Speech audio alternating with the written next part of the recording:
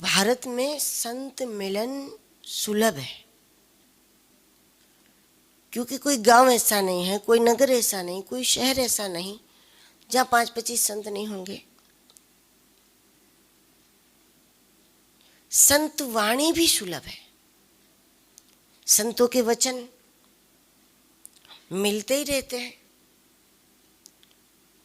और आजकल तो टेलीविजन के माध्यम से भी संतों की वाणी, संतों के प्रवचन, ये सब मिलता ही रहता है। तो संत सुलभ है, संत वाणी भी सुलभ है, लेकिन इसके बावजूद भी सत्संग सदैव दुर्लभ है। सत्संगति दुर्लभ संसारा, सत्संग दुर्लभ है।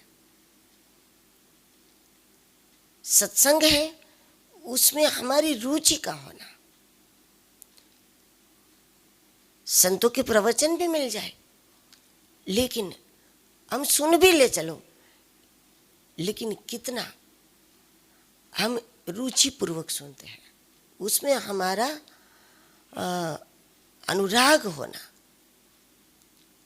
संतों के वचनों से हमारा अनुराग होना, ये बहुत अलग है। संत मिल भी जाते हैं, हम प्रणाम कर लेते हैं, आशीर्वाद ले लेते हैं, लोग 2-4 फोटो वोटो खिंचवा लेते हैं, यहाँ तक तो संत सबको अनुकूल है। और जब कहीं परिचित संत ने बुलाया है और वहाँ सत्संग है, कथा है, तो जरूर 2-4 दिन चले भी जाएंगे, बैठ भी जाएंगे, श्रवण भी कर लेंगे। लेकिन फिर भी सत्य से हमारा अनुसंधान नहीं हो जाता। सत्संग यानी सत्य से हमारा अनुसंधान वो बार बार नहीं होता, वो तो जीवन में एक ही बार होता है और हमेशा के लिए हो जाता है। जैसे चिट्ठी गुड़ का संग एक बार करती है, फिर वो मरेगी तो गुड़ में मरेगी।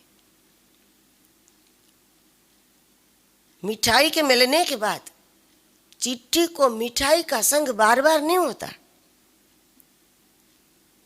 या फिर वो बार बार मिठाई का संग नहीं करती कि आज उसने संग कर लिया, फिर छोड़ दिया, फिर कर लिया, फिर छोड़ दिया। नहीं, वो उसी में मरना पसंद करेगी। एक ही बार होता है चिट्ठी को मिठाई का संग, मरेगी तो उसी में मरेगी।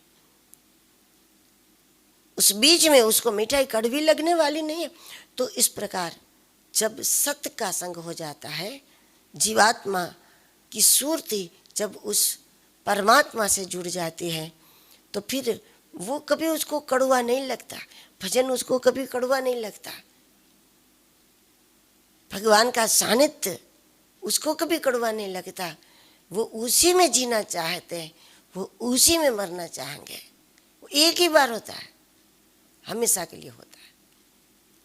जीवन में एक बार सत्य से हम जुड़ जाए, सत्संग हो जाए, इसी के लिए बार बार संतों से मिलना, बार बार प्रवचनों को सुनना, बार बार तीर्थों में जाना, मंदिरों में जाना, ये सब हम बार बार करते रहते हैं। ये करते करते आखिर सत्य से अनुसंधान जुड़ जाए तो फिर वो हमेशा के लिए हो जाता है।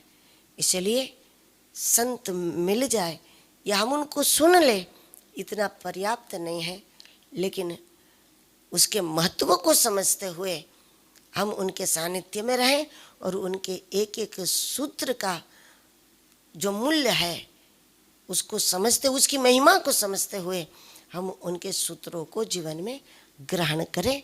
तब एक दिन सत्य से हमारा अनुसंधान हो जाता है, जो हमेशा के लिए होता है।